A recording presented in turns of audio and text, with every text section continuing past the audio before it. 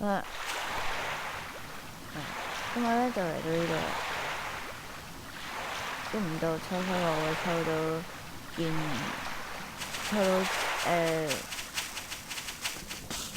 嗰件裝啦，嗰個套裝啊，真係估唔到我陽光係咁好，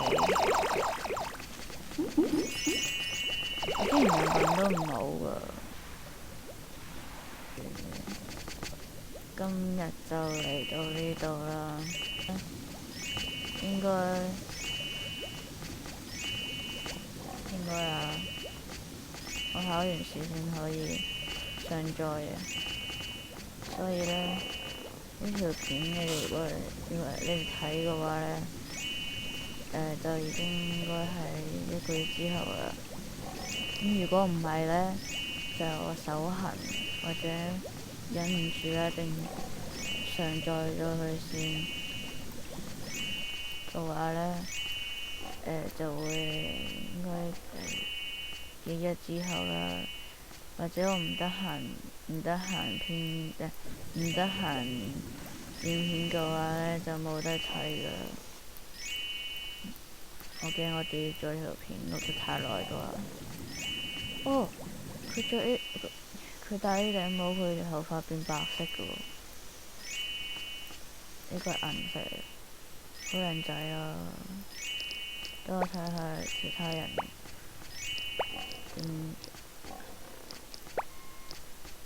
哦，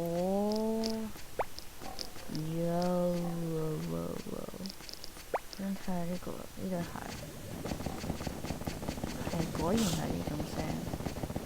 之前仲以為其他人點解對鞋咁嘅聲，原來係呢啲。邊度跑啊？你 shut up 啦！好煩啊！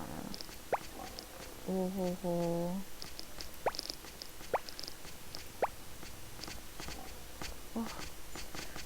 白毛啊，好型啊！好啦，我而家講個故事先。話說我前日去咗考 DSE 嘅中文説話考試啦。咁最衰都係我啦，女全家，或者講一次1+1，首輪一次，跟住討論嗰時講一次，好尷尬。跟住咧，點知原來隔離嗰個係我小學同學，男同學。咁聽佢即係佢一開聲我就認得佢㗎啦，其實。咁係咯，估唔到。跟住咧完咗之後，因為估唔到考試就撞到3個小學同學，佢跟住我入嗰間學校嗰陣時都見到另外一個小學同學，女同學嚟嘅。人生一次考試咧，我唔會講第一次嘅。如果係嘅話，冇第二次嘅，呢個應該係唯一一次，第一次同埋最後一次嘅。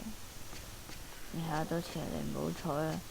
總之咧，嗰條題目咧就係咩咧？領袖嗰條啦。等我諗下先。有人認為領袖必須有心胸廣闊，也有人認為大公無私更為重要。試談談你的講法，你的看法。咁我就都好咗好多㗎啦，寫到個 point。但係咧，唔知點解我咧嗰陣時係揀咗大公無私嘅，但係其他3個咧就揀咗心胸廣闊，跟住齊插我啦。嗰個女同學，4個女仔同學咧，佢就話佢就舉咗林肯嗰陣時招募啲反對派嘅人嚟做內閣成員，跟住佢又係佢啦，舉咗秦始皇焚書坑儒啦。佢推翻，咁佢就推翻咗大公無私樣嘢啦。佢話心胸廣闊先至可以體諒到嗰個人，跟住一齊合作咁樣。如果大公無私嘅話呢，就會懷才不遇啦。呢個我中意嚟嘅，佢唔係話講懷才不遇嘅。其實我之前呢，考試前個月先知道，原來中文説話討論嗰陣時可以寫嘅 drop notes。因為之前問過好多老師都話唔知得唔得咁樣玩嘢啫，咁樣誤導我㗎嘛。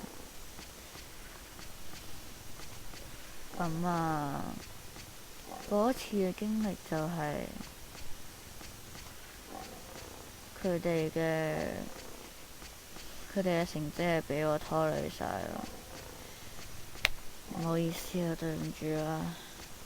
其他3位同學，我真係深感抱歉。你真係唔好彩遇到我。我係一個唔識講嘢嘅人，就算而家都係。但我坐第3個位，3個同學呢，好緊張咯，因為個鏡頭對住我。其實如果有得重考咁就好咯。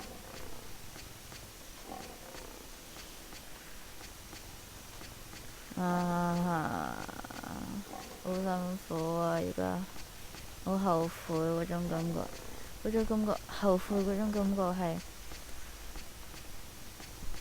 喺我個心度，始終係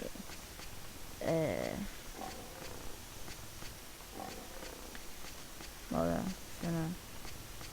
今次中文一定冇啦。我個目標係5條2啫嘛。我呢啲咁嘅人都唔努力讀書，仲攞乜鬼嘢3啊、5星星啊、4啊咁啊，食咗屎嚟㗎！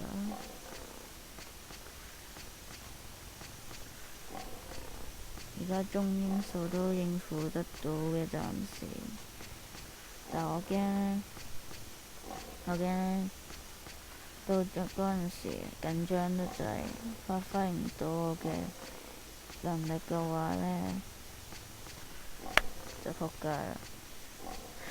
死啦！係時候我都要諗個令到自己唔會緊張嘅方法，即係你坐喺考場度呢，比學校即係比之前即係而家間房嘅細啦。但係嗰陣時考場睇咗咁多年新聞，我都知道考場係好大嘅，好闊嘅。覺得即係個場一大好闊呢，跟住有咁多人坐喺度呢，有壓迫感啊！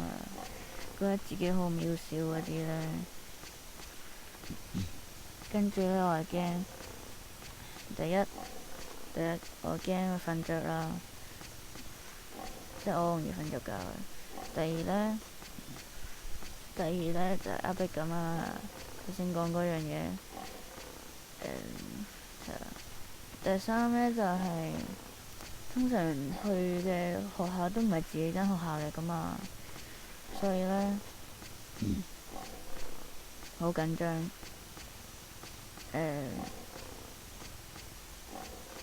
一去到一個陌生嘅地方做任何嘢呢，都會好緊張㗎嘛，係嘛？你哋都係嘛？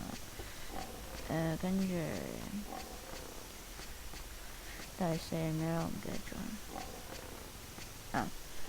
第4就係驚俾現場嘅其他嘢騷擾到，譬如譬如即係我英文嚟講都算唔錯啦。咁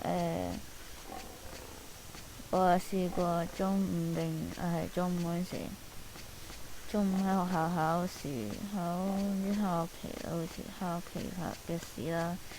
跟住我係坐頭兩個位嘅，真係見到老師噶啦。跟住嗰個監考老師咧，佢就坐喺我哋面前咧，佢就監考睇住我哋考試啊嘛。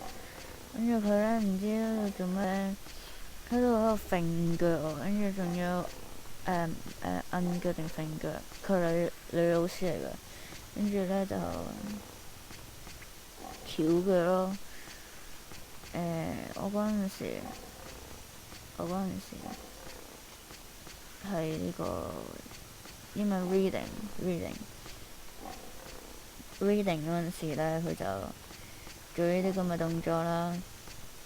我其實都唔想望到啦，用隻手遮住隻眼咁樣。跟住咧，佢都發出啲咩聲，我已經唔記得咗啦。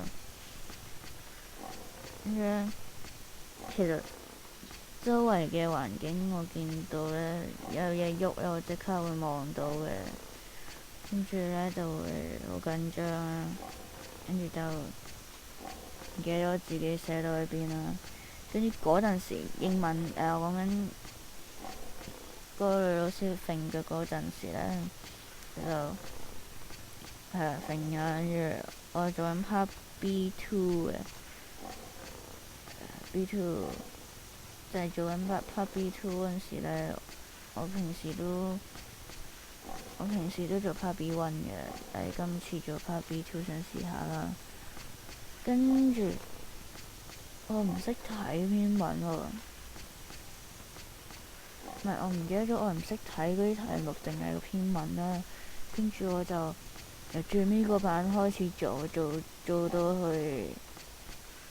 去第2版嗰陣時就係而家仲有10分鐘。跟住咧佢話咩？如果考生未寫名就而家開始寫，同埋檢查下。咪應該話有冇請考生檢查自己有冇寫上姓名、班別、學號咁樣嗰啲嘢咧，阻住我睇文。你知唔知考試係要靜靜地噶嘛？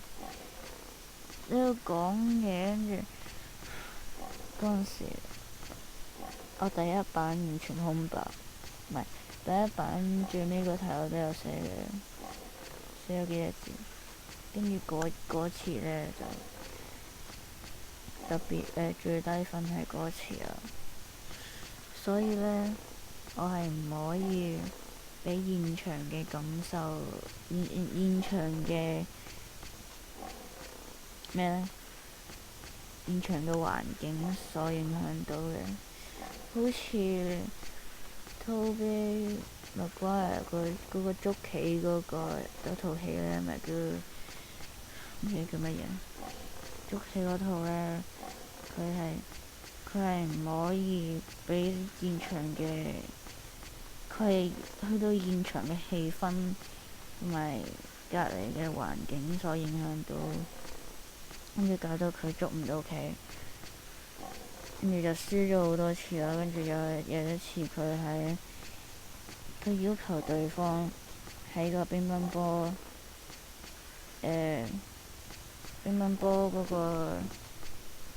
嗰間房嗰度叫做 Paul Exercise。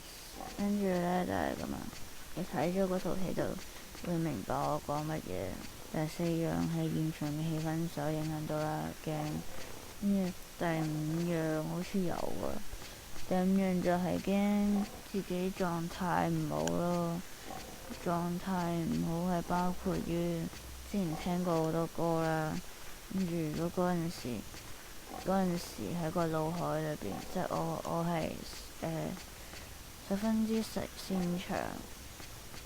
喺靜嘅環境當中，個腦裏邊會閃現嗰啲歌同埋啲配樂，即係自己個心裏邊開始唱歌啦。跟住咧嗰陣時，我就係驚嗰陣時會咁樣，跟住就影響到我表現啦。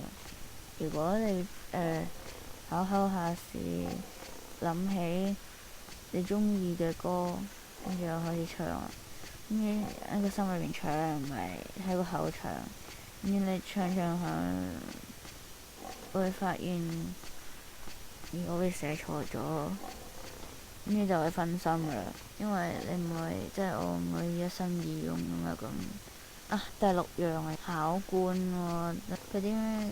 我唔知 DSE 會唔會咩考生而家剩餘10分鐘，請考生填寫編號嗰啲嘢咧，同埋都係第六樣啦，就係考官一開始嗰啲開場白咧，咩請你將個人物品咩電話關上嗰啲咧。